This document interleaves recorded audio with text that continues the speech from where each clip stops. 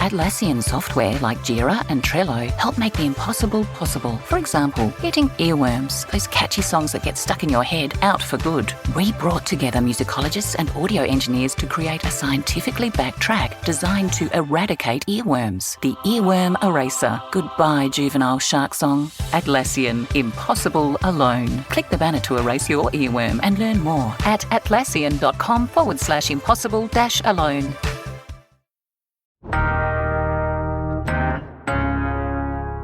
Hey everyone, it's Raheel.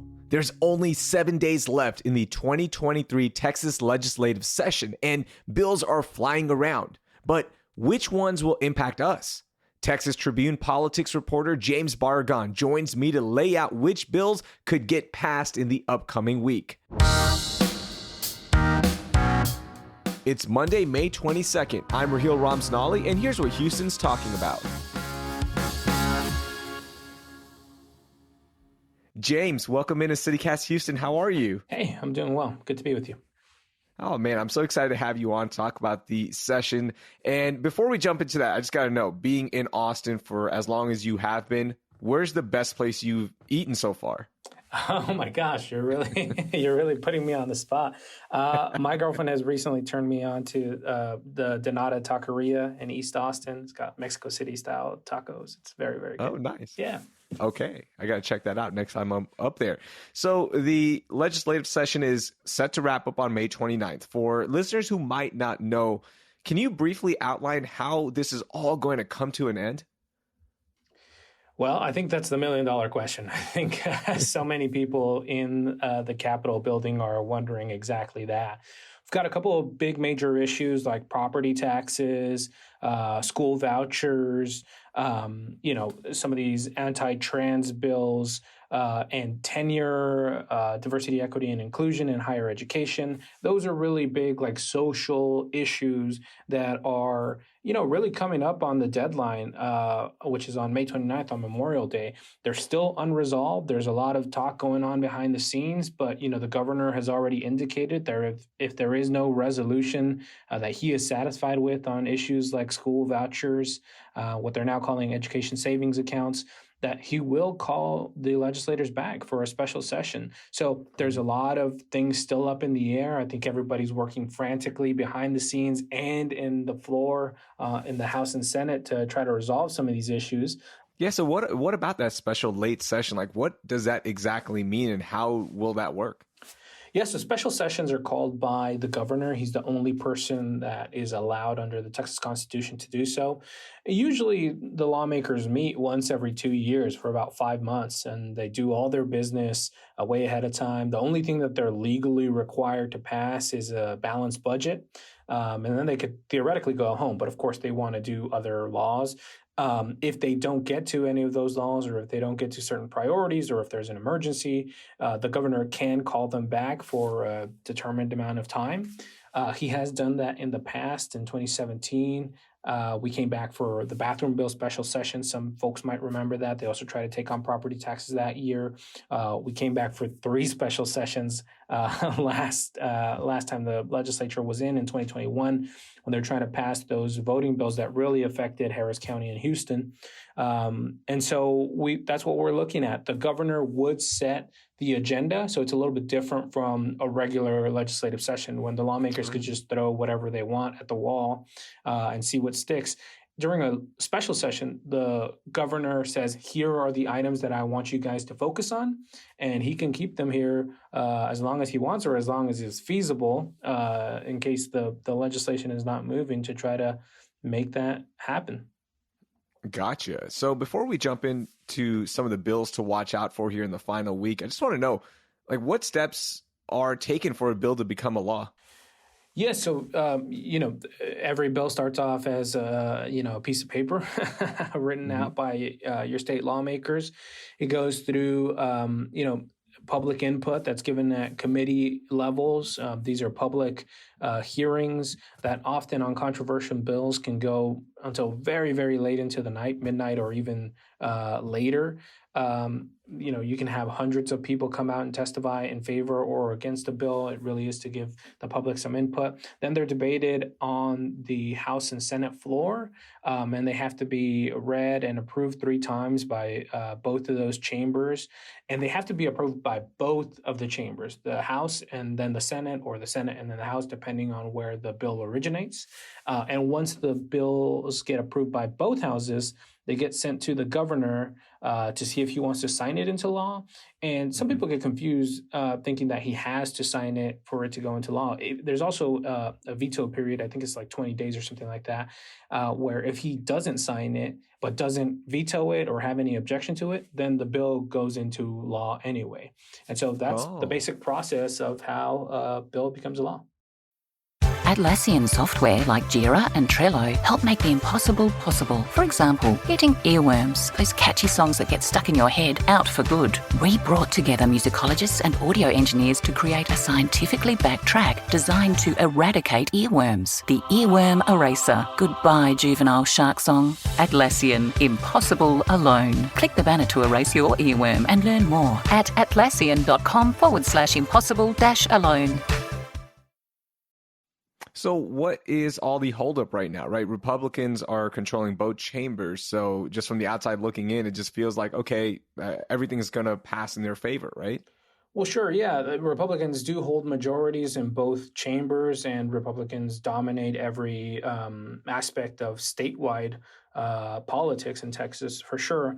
But there are different priorities for the House and the Senate, which is something that, if you follow Texas politics, that's talked about a lot. In the Senate, you have Lieutenant Governor Dan Patrick from your neck of the woods, who is a much more socially conservative, like sort of dyed-in-the-wool cultural conservative, trying to push social issues like the ban on abortion, for example, anti-trans LGBT bills, these book bans that have what they deem as sexually explicit content, the bans on drag shows, things like that. That's sort of what the Senate is focused on under the leadership of Lieutenant Governor Dan Patrick. Also, election bills that make it more stricter laws in the state for voting. In the House, they're also focused on some of those issues, but not as much. They're focused on how to bring more business to Texas, how to convince big corporations to come to Texas, how to fund public schools, how to create better infrastructures and roads and water. And they do want some of these socially conservative issues. They passed the open carry law, or the constitutional carry law for guns a couple of sessions ago in the House, but they're less, I guess, hardened by that. They're open to flexibility and making compromise, and the horse trading that we are accustomed to seeing. In the Senate, it's very, very rigid, and so that is the clash of ideas that we're seeing right now. The House is very important for them to pass these infrastructure bills, to pass these public ed bills, these higher ed bills for funding in higher ed. And the Senate wants to see their more socially conservative issues passed, and they're having to really battle it out right now. And that's what the big debate is about. Gotcha. That makes sense. So y'all have been doing a great job on the Texas Tribune covering the Texas legislative session of 2023. So in the final 7 days, tell me, what are some of the most contentious bills that we should be looking out for? Yeah, well, I think school vouchers, this idea of giving public dollars to parents for their kids' private school tuitions, is one of the biggies. The governor has made this a priority issue for him. This is something new that he has never been this vocal about supporting. He's been up and down the state. He stopped in Houston to make his pitch. And it's run into a lot of opposition in the House from rural Republicans and Democrats who say, even the rural Republicans say, hey, this doesn't work for us because there are no private options for us in our districts. The public school districts are some of our main employers, and we're worried about the impact that it could have not only on our districts, but also on the funding of public education and public schools throughout the state if you start pulling funding away from that for private tuition. So that's a biggie. Property taxes, the House and the Senate are far apart on how to provide property tax relief. The governor has said he wants to give the biggest tax cut in state history. I would put an asterisk next to that because there's been lots of fact checks saying that he really couldn't do that. But both chambers really want to deliver on some type of property tax relief for Texas homeowners. They just have very different ideas about how to go about doing that. And that's one of the main things that they have to hammer out right now. The other big things I think I mentioned are the higher education bills, this diversity, equity, and inclusion that the Republicans are trying to get rid of in higher education. They're trying to get rid of tenure in higher education. Again, the House and the Senate are very at odds about how to do those things or how far they want to go on those things, because there could be very real repercussions for retention of faculty or even recruitment of faculty if those things go into place. And then the other thing to watch out for is these bills targeting transgender folks in Texas, or that are perceived to target transgender folks, like these bills regulating drag shows, which just as an aside, drag artists are not all transgender folks.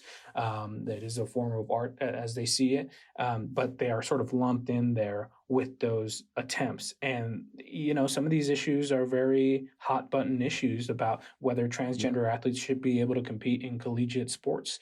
And so those are things that are getting hammered out here in the last couple of days. How about anything regarding abortion bans? Are those still up for debate right now? Are those still being pushed through? Well, that was one of the big surprising things. When it was election season, we saw some flexibility from Republicans about creating exceptions to the abortion ban for rape or incest, or for clarifying the law as to when doctors could help a mother who had what they would call a life-threatening situation, because some doctors were nervous about when they could start providing that care because they didn't want to be tagged as someone providing an abortion and then get in legal trouble. There was during the election some talk about, hey, should we do something like this, including, I think, from Republicans like Bob Nichols, and Governor Abbott talked about it some, but those discussions have gone absolutely nowhere. My colleague just wrote about that. There's just been absolutely no discussion about abortion or any abortion bans. I think it's an issue that Republicans are very comfortable just keeping at bay and not discussing and just leaving it as it is. The other big story in Texas recently has been the mass shootings, right? We've seen so many in our state, and Governor Greg Abbott has said multiple times that preventing mass shootings starts with mental health care. We constantly ranked towards the bottom of mental health care access amongst all states. Are there any bills right now to address mental health care and access for Texans? Yeah, sadly enough, I think every session that I've covered has followed a mass shooting, like a major mass shooting in Texas. And every time we come back and there's a discussion about mental health, which is necessary. And this year is no different. There's a bill in the Senate to provide $15 million in funding to provide mental health care for children and families who need it. They're seeing that as a response to trying to tackle the mental health problems that Republicans say are to blame for these mass shootings. And so that's the major vehicle, I think, that there is to try to address if we can address potential red flags early on, I think is the hope, then we can prevent these mass shootings. But there has been no other talk in terms of any type of gun control or gun safety bills other than this mental health discussion that we've had over the last couple of years. Wow. Just wow. I want to go back to the property tax cuts. What do you think ends up happening with that one? Oh gosh, if I knew that, I'd be paid a lot more money. But so look, the Senate wants to increase the homestead exemption from $40,000 to $70,000. They say that's a $30,000 increase in the homestead exemption that will help out so many people. Plus, there's an additional, I think, $20,000 in savings for people who are 65 years or older and own their homes, right? So they see that as the solution. The House wants to cap appraisal rates at 5%. And they see that as the solution. the two chambers are definitely at odds and have not been quiet about their disagreements. The House recently just passed a version of the Senate bill which raises the homestead exemption up to $100,000, which was surprising because it's even more than what the Senate wants to give, but also puts in that 5% appraisal cap, saying, I think signaling like, if you want this homestead exemption increase, you've got to play ball with us for the thing that we want. So it's going to be curious to see how that gets itself sorted out. I think we'll probably end up somewhere in the middle there, and who knows what happens with the appraisal cap rate. But, Lieutenant Governor has been adamant on social media, on media interviews, that he wants his version of the bill passed. And it remains to be seen where the compromise is going to be, if any, on this bill. And the other thing too is that Lieutenant Governor Patrick has said that he can force a special issue. Now, under the Constitution, like I said, Governor Abbott is the only one that can call it. But if the Lieutenant Governor has a bill that he thinks the majority of the legislative body wants passed, or that Governor Abbott wants passed, and he can kill it or not bring it up for discussion in the next week and a half here, that is one guaranteed way for him to force Governor Abbott to call a special session so that they can come back in here and have discussions about the issues that he wants prioritized. James, what's it been like covering this session? Like all sessions, it starts off a little slow, and then the last 2 months are a whirlwind. So I just feel like I saw a tweet earlier that's like, every day I feel like it's Thursday. And indeed, that is how I feel. I'm just like, what day is it? There's been a lot of action. There's been a lot of twists and turns, and I expect that there are more twists and turns to come in the next couple of days. Absolutely. Make sure you follow James on social media, and of course, read the Texas Tribune section for the 2023 Texas legislative session. It's been a lot of fun to follow and very interesting. James, thank you again for taking some time out to educate our listeners on what's to come in the next 7 days. Of course. Thank you. That was James Barragán. You can follow his reporting at texastribune.org or click on the link in our show notes. Before we go, we've been talking a lot about the bikeability of Houston, and today's the first day of the 2023 Houston Bike Summit put on by bikehouston.org. The purpose of the summit is to bring more attention to bike-related issues and to educate the city on street safety. The 3-day summit kicks off with a showing of a new documentary on street safety called The Street Project, and ends with a social event on Wednesday honoring Mayor Turner for his commitment to making Houston more bike-friendly. You can learn more at bikehouston.org. That will do it for today. Thank you so much for listening, and I hope you learned something new.